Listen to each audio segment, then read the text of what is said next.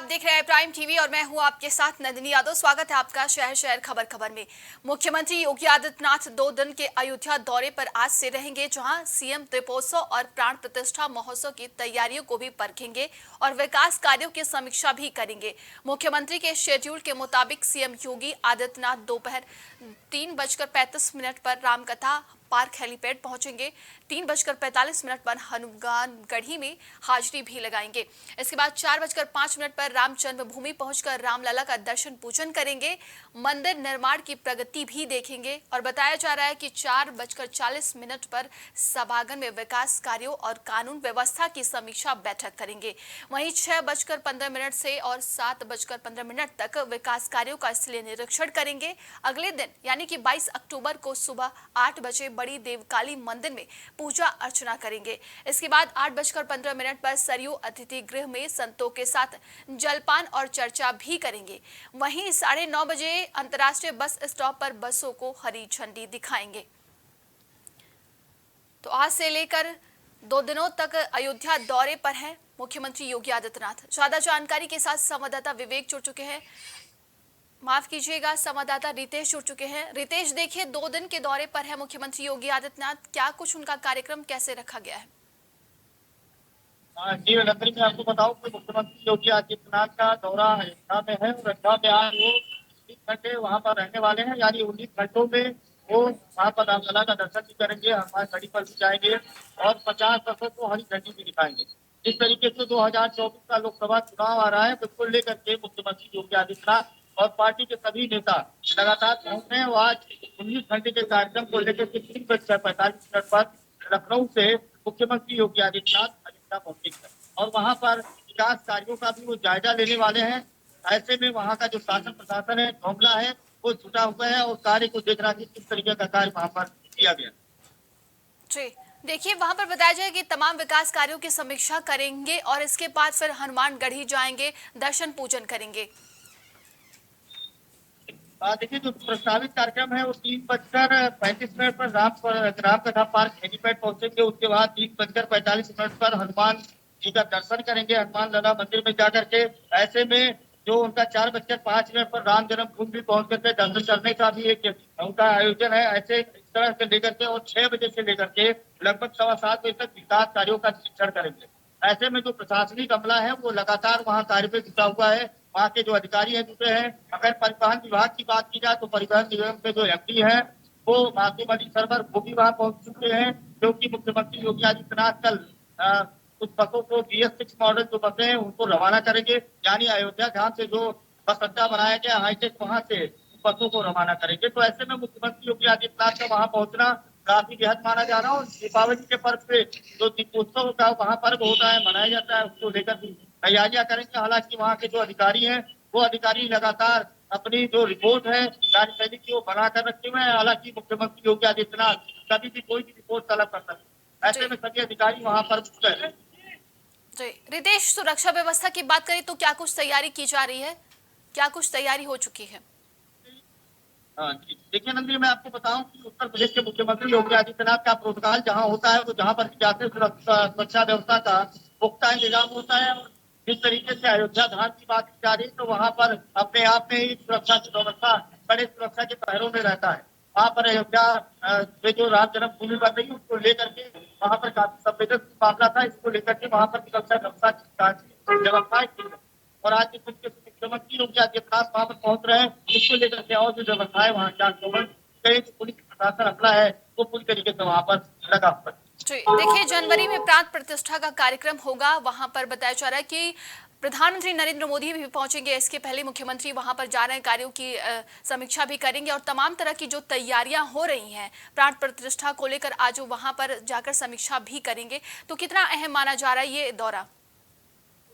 सबसे बड़ी बात है कि जनवरी में जिस तरीके से राम जन्मभूमि में राज प्रतिष्ठा का कार्यक्रम वो पूरे भारतवर्ष के लिए नहीं बल्कि पूरे विश्व के लिए इस तरीके से भारत में सफल होना है। वहाँ पर इस तरीके से हरिद्वार में राम जन्मभूमि का एक प्राण प्रतिष्ठा वहाँ पर की जाएगी पूजन। उसमें मुख्यमंत्री बल्कि कई प्रदेश के मुख्यमंत्री वहाँ पर शामिल हो सकते हैं और भारत के प्रधानमंत्री नरेंद्र मोदी जी वहां पर शामिल हुए। इसको लेकर के मुख्यमंत्री योगी आदित्यनाथ लगातार अयोध्या पहुंचे और वहां की स्थितियों का जायजा लेंगे।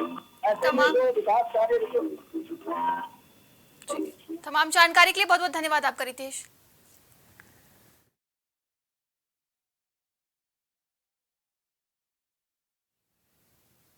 सपा अध्यक्ष अखिलेश यादव के हरदोई दौरे का आज दूसरा दिन है। वहीं आज अखिलेश यादव कार्यकर्ताओं को संबोधित करेंगे, जहां लोकसभा 2024 के चुनाव को लेकर समाजवादी पार्टी लोक जागरण कार्यकर्ता प्रशिक्षण शिविर के जरिए अखिलेश यादव कार्यकर्ताओं में जोश भरेंगे।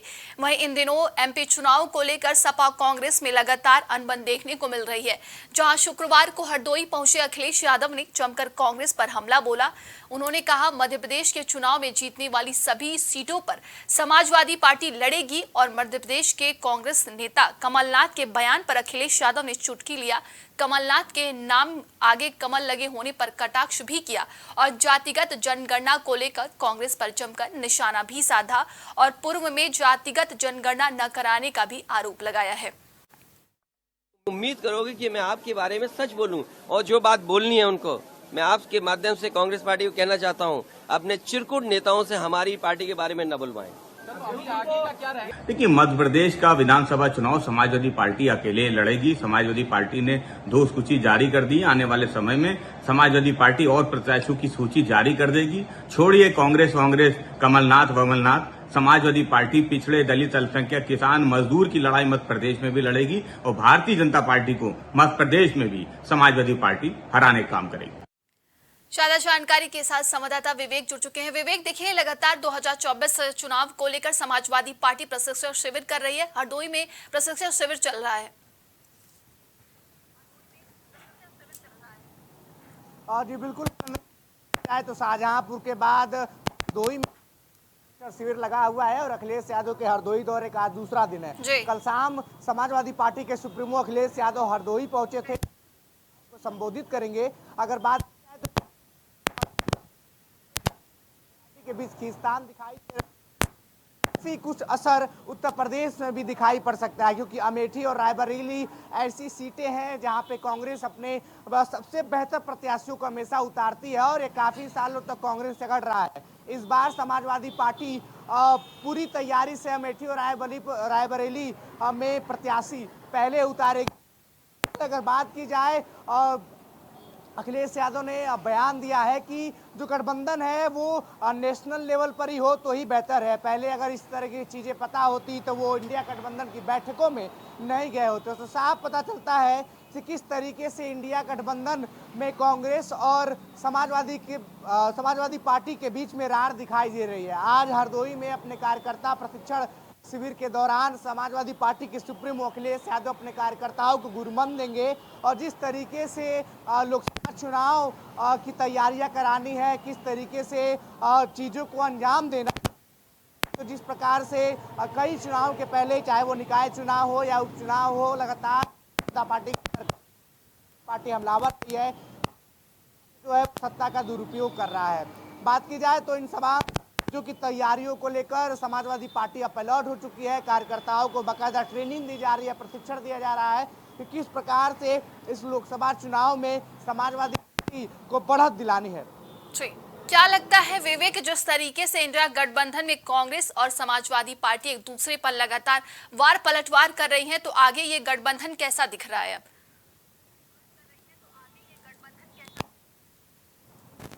अगर बात की जाए तो इस गठबंधन में सपा और कांग्रेस के बीच खींचतान चल रही है लोकसभा चुनावों को लेकर। अखिलेश यादव देने का वादा के द्वारा इस 7 प्रत्याशी समाजवादी पार्टी ने मध्य प्रदेश में पहले से ही घोषित कर चुके थे। तो यहाँ दोनों ही पार्टियों के बीच में कोई समझौता नहीं हो पा रहा है, ना ही कोई किसी एक पॉइंट पे आके मिल रहे हैं। अगर बात की जाए तो समाजवादी पार्टी भी मध्य प्रदेश चुनाव में अपनी पूरी ताकत झोंक चुकी है और जल्दी ही अखिलेश यादव मध्य प्रदेश का भी दौरा करेंगे और पार्टी के प्रत्याशियों के समर्थन में बात की जाए तो लोगों से अपील करेंगे। और जिस तरीके से लगातार समाजवादी पार्टी मध्य प्रदेश में बढ़ चढ़ कर विधानसभा चुनाव में हिस्सा ले रही है, तो कहीं न कहीं कांग्रेस के लिए उत्तर प्रदेश में यह स्थिति चिंताजनक है, क्योंकि कांग्रेस की यूपी में स्थिति उतना बेहतर नहीं है जितना वो एमपी में महत्व रखते हैं। यहाँ अगर बात की जाए तो उत्तर प्रदेश में भारतीय जनता पार्टी के बाद अगर किसी की स्थिति सबसे बेहतर है तो समाजवादी पार्टी की है, क्योंकि समाजवादी पार्टी ने पिछले विधानसभा चुनाव की अगर बात की जाए तो अब तक के अपने इतिहास का सबसे ज्यादा वोट प्रतिशत हासिल किया है। ऐसे में समाजवादी पार्टी उत्तर प्रदेश की दूसरी सबसे बड़ी पार्टी के रूप में नजर आ रही है। और जिस तरीके से 80 सीटों की बात समाजवादी पार्टी के नेताओं के द्वारा कही जा रही है, तो मैक्सिमम सीटें अपने पास रखने की योजना समाजवादी पार्टी बना रही है, क्योंकि समाजवादी पार्टी का उत्तर प्रदेश में रालोद के साथ भी अलायंस है। कुछ सीटें रालोद के साथ रखने के बाद वो मैक्सिमम सीटें खुद जो है वो लड़ने पे तैयारी कर रही है। इसके लिए तमाम तरीके की प्लानिंग की जा रही है। कार्यकर्ता प्रशिक्षण शिविर लगाए जा रहे हैं। शाहजहांपुर के बाद आज हरदोई में दूसरा दिन है। जी विवेक, देखिए एक तरफ अखिलेश यादव लगातार अपनी तैयारियों में लगे हुए हैं, प्रशिक्षण शिविर कर रहे हैं, और वहीं पर अब देखा जाए मध्य प्रदेश की अगर बात की जाए तो कांग्रेस और बीजेपी में आमने सामने की टक्कर थी, लेकिन समाजवादी पार्टी भी कहीं ना कहीं अपना दम दिखाते हुए नजर आ रही। तो क्या लगता है कि कितनी कामयाबी मिलने वाली है समाजवादी पार्टी को? और देखिए कहीं अब उन्होंने ये बात भी कह दी है कि हम जहां जहां जीत रहे हैं वहां वह अपनी प्रत्याशी को उतारेंगे। देखिए मध्य प्रदेश में समाजवादी पार्टी लड़ने से अगर किसी का सबसे ज़्यादा नुकसान होगा तो वो कहीं जिस तरीके से लगातार मध्य प्रदेश में सूचियां समाजवादी पार्टी ने जारी की हैं अपने प्रत्याशी को, साफ मनसा है कि मध्य प्रदेश पर कांग्रेस भाजपा में सीधी टक्कर मानी जा रही है, लेकिन समाजवादी पार्टी के उतरने से कहीं ना कहीं कांग्रेस को नुकसान पहुंच सकता है। और समाजवादी पार्टी को कितना लाभ मिलेगा वो नतीजों के ऊपर डिपेंड करेगा। लेकिन अगर बात करें तो समाजवादी पार्टी के पास मध्य प्रदेश में खोने को कुछ नहीं है। अगर वो 4 से 5 सीटें भी जीत गए तो एक बड़ी उपलब्धि समाजवादी पार्टी के लिए एमपी में होगी। जी, तमाम जानकारी के लिए बहुत बहुत धन्यवाद आपका।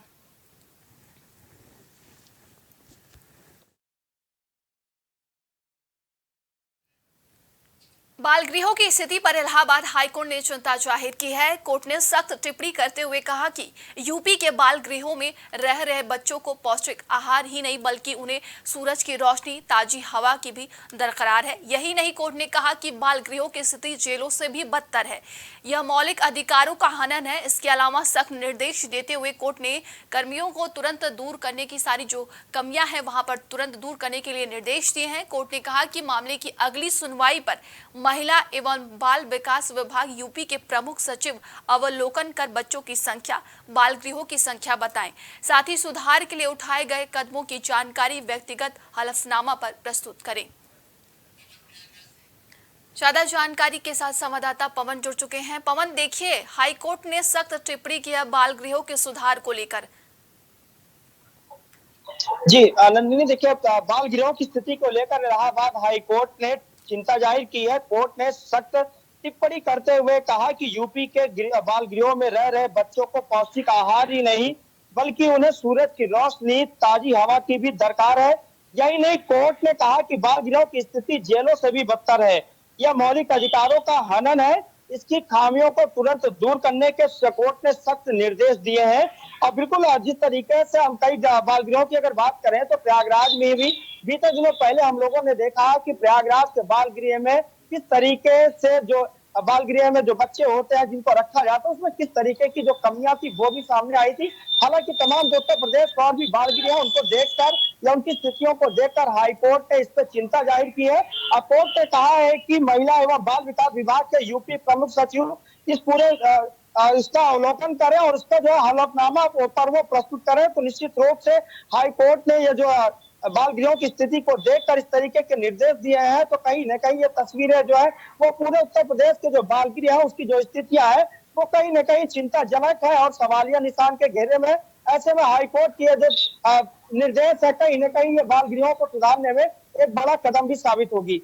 जी पवन, देखिए लगातार कई ऐसी घटनाएं भी और यातनाएं भी दी जाती हैं, कई ऐसे वीडियोज भी सामने आए बालगृह से जहां पर बच्चों को परेशान किया जाता है, लेकिन कहीं ना कहीं अब ये देखना होगा कि कितनी कमियों में सुधार की जा सकती हैं। जी बिल्कुल, देखिए ये सबसे बड़ा महत्वपूर्ण होगा, क्योंकि इस पूरे मामले को लेकर जब हाईकोर्ट ने इसको संज्ञान लिया है, हाईकोर्ट ने सख्त दिशा निर्देश दिए हैं, तो अब ये देखना है कि किस तरीके से बाल गृहों की जो स्थिति है वो सुधरेगी। क्योंकि अगर हम प्रयागराज की बात करें तो प्रयागराज में हालांकि समय तो काफी लंबा बीत चुका है, लेकिन ये देखा गया कि बाल सुधार गृह से ही जो वहां पर रखे जाते हैं बच्चे, वहां से एक बच्चे के भागने की खबर थी वो सामने आई थी। बाल गृहों में बच्चों को यातनाएं दी जाती है, उनको तमाम तरीके से परेशान किया जाता है। तो कहीं न कहीं ये जो तस्वीरें हैं, इस पर अगर हाईकोर्ट ने चिंता जाहिर की है तो ये लाजमी है, और हाईकोर्ट के जो निर्देश है इसमें बाल गृह है वो सुधरेंगे और कहीं न कहीं तस्वीरें बदलेंगी। तो निश्चित रूप से हाईकोर्ट का जो फैसला है और हाईकोर्ट ने इसको जो निर्देश दिया है वो कहीं न कहीं एक बड़ा कदम भी कहा जाएगा। जी देखिए, तमाम तरह की कमियों को दूर करने की बात कही जा रही है, तो क्या लगता है कि कितनी ये कमियां दूर हो पाएंगी और अगली सुनवाई क्या कुछ ये बताया जा रहा है? जी बिल्कुल, हाईकोर्ट ने इस पर सख्त निर्देश दिया है। हाईकोर्ट ने ये कहा है कि इस पर जब अगली सुनवाई होगी तो बाल विकास के ये जो इनको इस पर पूरा इसका हलफनामा दिया जाएगा, और इस पर जिस तरीके से अभी आपने सवाल किया कि क्या इसके स्थितियां सुधरेंगी, तो निश्चित रूप से हाईकोर्ट ने अगर इस पूरे मामले को संज्ञान लिया है तो जाहिर सी बात है कि हाईकोर्ट जब किसी मामले पर इस तरीके के निर्देश देता है, हाईकोर्ट के जब ये सामने आते हैं वो सवाल जवाब होते हैं, हाईकोर्ट में जब इस तरीके के मामले की सुनवाई होती है तो निश्चित रूप से जितनी भी तस्वीरें हम सभी ने देखी है उस पर यह भी कहा जा सकता है कि जल्दी बाल गृहों की जो स्थिति है वो सुधर जाएगी, क्योंकि हाईकोर्ट ने इस पूरे मामले का संज्ञान लिया है। जी, तमाम जानकारी के लिए बहुत बहुत धन्यवाद आपका।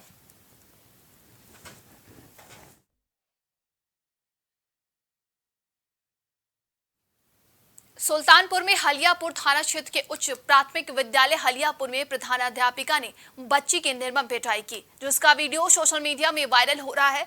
बता दें कि मिड डे मील में कम बच्चों की उपस्थिति के बावजूद ज्यादा संख्या दिखाने की जांच पर खुद को फंसता देख प्रधानाध्यापिका ने बच्चे की पिटाई की और साथ ही पिटाई का विरोध करने और वीडियो बनाने पर अपने सहकर्मियों को भी चप्पल से पीटती नजर आ रही हैं।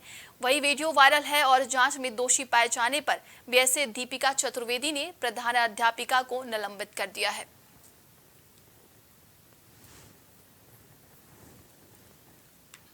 तो सुल्तानपुर से ये खबर है जहां पर प्रधानाध्यापिका ने बच्चे की निर्मम पिटाई की है। बताया जा रहा है कि बच्चों की संख्या ज्यादा दिखाने को लेकर इस तरह की यातनाएं दी जा रही हैं। आप तस्वीरों में भी देख सकते हैं किस तरीके से प्रधानाध्यापिका बच्चे की पिटाई कर रही हैं। इसके बाद बताया जा रहा है कि बीएसए की तरफ से बड़ा एक्शन लिया गया है। प्रियंका चतुर्वेदी प्रधानाध्यापिका को निलंबित कर दिया गया है। सोशल मीडिया पे अभी एक वीडियो वायरल कर रहा है हलियापुर का, क्या है पूरा मामला और आपकी तरफ से क्या कार्रवाई की गई? इसमें बीओ साहब के पास एक शिकायत आई थी कि हलियापुर की प्रधानाध्यापिका बच्चों की संख्या बढ़ा के एमडीएम में भर रही है, जिसकी जांच करने वो परसों गई थी। तो उनकी जांच में ये चीज़ें सत्य पाई गई थी। अभी इसकी नोटिस बनी रही थी, उनकी रिपोर्ट हमारे पास कल आई थी। तब तक आज वहाँ पे मारपीट हुआ जो मुझे सोशल मीडिया के से पता चला। और शशि बाला मैडम जो वहाँ पे एक इंचार्ज हेड मास्टर है, उन्होंने अपने अनुदेशकों को चप्पल वगैरह से भी मारा। अनुदेशकों ने भी प्रतिक्रिया व्यक्त की, तो जिस पे कार्रवाई करते हुए बीओ की आँखें मंगा ली गई है और उसके सस्पेंशन की कार्रवाई चल रही है।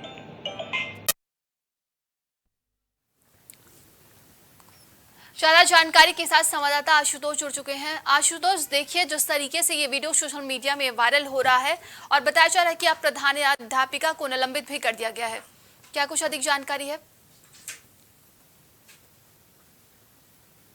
देश के जो है प्रधानमंत्री एक शिक्षा को लेकर बढ़ावा दे रहे हैं और उसी तरफ दूसरी तरफ अगर बात की जाए तो सुल्तानपुर के हलियापुर थाना क्षेत्र का एक प्राथमिक विद्यालय है जहां पर टीचर ने एक छात्र को पीटा है। लेकिन वाकई बहुत ही बेहद शर्मिंदा वाली बात है, वहाँ पर चप्पल से उठा के मारना या बाल खींच के मारना ये वाकई गलत चीज है। अगर बच्चा या छात्र वहाँ पे कोई गलती कर रहा है उनकी आप गार्जियन को शिकायत करिए और शिकायत के बाद अगर कोई भी वहाँ पे बात को नहीं सुना जाता है तो आप उसमें कोई गंभीरता से आप बोल सकते हैं। अगर कहा जाए तो बच्चों को हाथ से मारना या फटकार लगाना वो एक अलग बात की चीज होती है, लेकिन चप्पल से उठा के मारना, गाली देना, बाल खींच के मारना ये वाकई बहुत शर्मिंदा वाली बात है। कहीं ना कहीं इस पर जो है टीचर की ही लापरवाही मानी जाती है, जो एक बच्चे का इतनी बड़ी जो है मारपीट की घटना का अंजाम दे रहे हैं।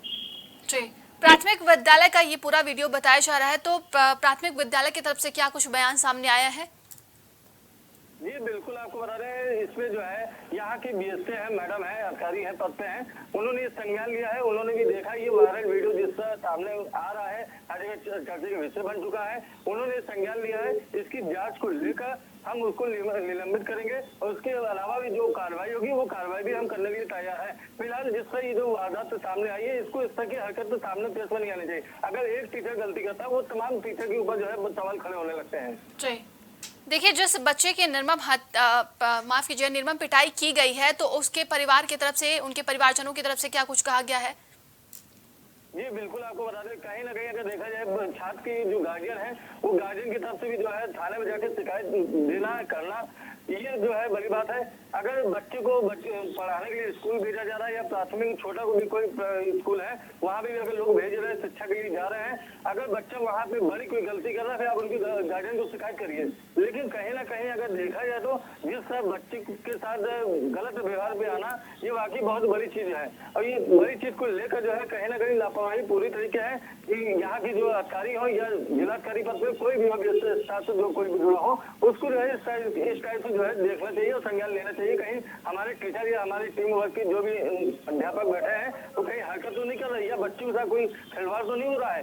कहीं ना कहीं फिर गार्जियन को भी इस चीज के बारे में सोचना चाहिए। हमारे बच्चे अगर छात्र वहाँ जा रहे हैं पढ़ाई करने के लिए, वहाँ पर जो है बच्चे कोई इस तरह की गलती ना पाई जाए। अगर गलती पाई जाती है तो अध्यापक द्वारा या टीचर द्वारा जो है गार्जियन को शिकायत भी कर सकता है, आपका बच्चा ऐसी गलती किया है। तमाम जानकारी के लिए बहुत बहुत धन्यवाद आपका। तो आज के लिए शहर शहर खबर में बस इतना ही। देश और दुनिया की तमाम खबरों के लिए आप देखते रहिए प्राइम टीवी। कुछ भाव पुष्प। आप देख रहे हैं प्राइम टीवी, सच साहस सरोकार।